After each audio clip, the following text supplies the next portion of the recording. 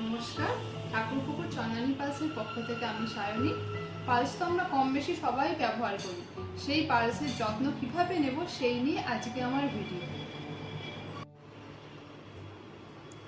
Makeup, body lotion, hair spray ব্যবহার করার অন্তত কয়েক মিনিট পর মুক্তোর গয়না ব্যবহার করা উচিত।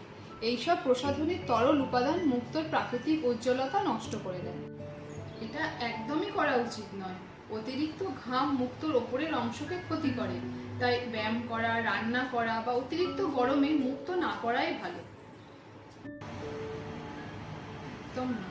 প্রতিবার ব্যবহার পর মুক্তোগুলো একটা নরম মখমলে কাপড় বা টিস্যু দিয়ে আলতো করে মুছে নিতে হবে, যার ফলে মুক্তোয় লেগে থাকা ঘাম, তেল এগুলো দূর হয়ে যাবে।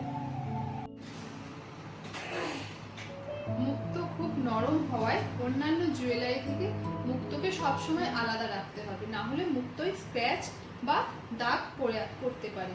গহনা সবসময় নরম কাপড়ে বা পাউচে মখমলে কাপড়ে মুড়ে রাখতে হবে, তাহলে ভালো থাকবে মুক্তো।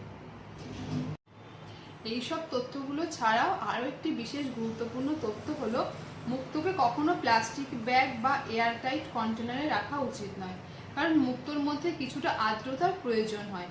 হাওয়া চলাচল না করলে মুক্তো শুষ্ক হয়ে যায় বা রং নষ্ট হয়ে যায়।